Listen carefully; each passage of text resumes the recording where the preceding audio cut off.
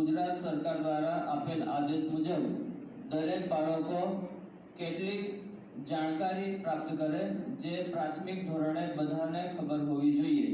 તો આજની જાણકારીનો મુખ્ય વિષય છે કે શહેર, ગામ, શેરી કે ફળિયામાં રખડતા કૂતરાઓથી કઈ રીતે બચી શકાય। માનવની વૃત્તિ છે કે કોઈ શાંતિથી બેઠું હોય તો આપણને સંતોષ મળતો નથી।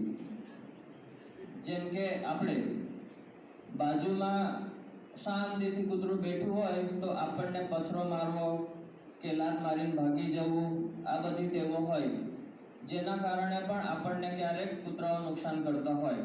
તો સામાન્ય રીતે જ્યારે કૂતરું આજુબાજુ અથવા આપણી પાછળ દોડે તો કેટલાક ઉપાયો છે જે કરી શકાય અને આપણે બધાએ આવું કરવું જ જોઈએ।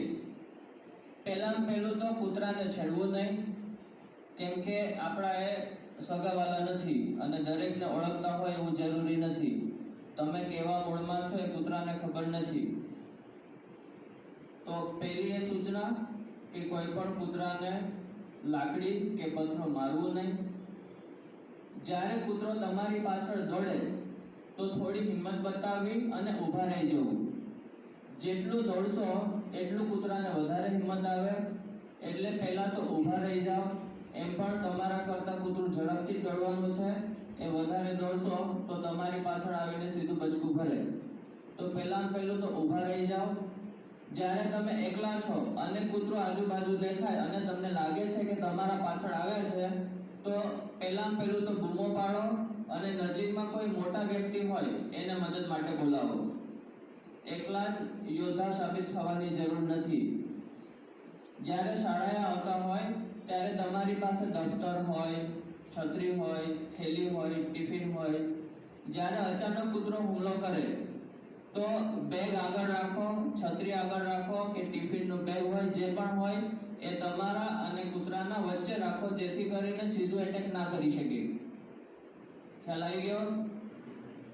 બીજું કે બની શકે તો તમારો મુખનો ભાગ એટલે કે મોઢું અને ગળું આ બચાવો, કેમ કે અહીંયા જ્યારે કૂતરું કરડે ત્યારે એની અસર બહુ ઝડપથી થાય। તો બની શકે તો મુખનો ભાગ અને ગળાનો ભાગ બચાવો।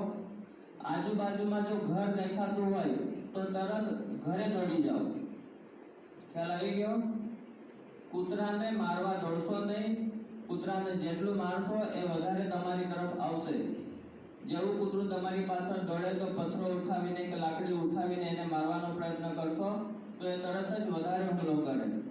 અને જો કોઈ કારણોસર એના નખ કે એના દાંત તમારા શરીરને અડકે છે તો તરત જ તમારા મમ્મી પપ્પાને જાણ કરો અને તરત જ દવાખાને જાઓ, કેમ કે કૂતરામાં એક બહુ ખતરનાક વાયરસ રહે છે જેનું નામ છે શું છે? કૂતરામાં કયો વાયરસ જોવા મળે છે?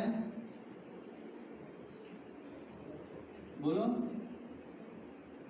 રેબિસ, હડકવો, જે લાંબા ગાળે પણ અસર કરી શકે છે। એવું જરૂરી નથી કે આજે કૂતરું કરડેલું છે અને આજે જ આપણને આવું થાય। એ 4-5 વર્ષ પછી, 10 વર્ષ પછી પણ અને 1-2 મહિના પછી પણ થાય છે। એટલે જો કોઈ કારણોસર તમારા શરીરને એના દાંત કે એના નખ નુકસાન પહોંચાડે તો તરત જ દવાખાને જવાનું અને એન્ટી રેબિસ દવા આવે છે એ રસી મુકાવો તો તમે આ રોગથી બચી શકો છો। કેમ કે હડકવો બહુ જીવલેણ રોગ છે। તમે ટીવીમાં કે વિડીયોઝમાં જોયું હશે, જ્યારે કૂતરું કરડી જાય અને એની યોગ્ય સારવાર ન થાય તો આપણે પણ કૂતરા જેવું વર્તન કરીએ છીએ। થોડા સમય પહેલા મહારાષ્ટ્રમાં એક કિસ્સો બન્યો હતો અને ગુજરાતમાં પણ ગોધરામાં એક કિસ્સો બન્યો હતો કે કૂતરું કરડી ગયાના ઘણા દિવસો પછી એ જે તે વ્યક્તિને હડકવો થઈ ગયો અને એ પણ બીજા માણસોને કરડવા દોડે। જેમ કૂતરું 4 પગે ચાલે એમ માણસો પણ 4 પગે ચાલે, આવું થાય। તો આવા ભયંકર રોગોથી બચવા માટે આપણે કૂતરાથી સાવધાન રહેવું જરૂરી છે।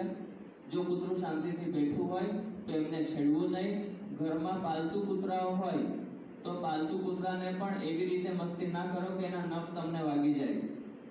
કૂતરા આપણને બહુ વહાલ કરતા હોય એવું બની શકે અને સીધા આપણા શરીર પર આવી જાય, ત્યારે એના નખ ક્યારેક આપણને વાગી જાય તો થોડું પણ નખ વાગે તો આપણે દવાખાને તરત જ જવું જોઈએ.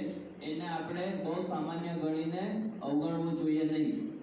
ખ્યાલ આવી ગયો? હા કે ના?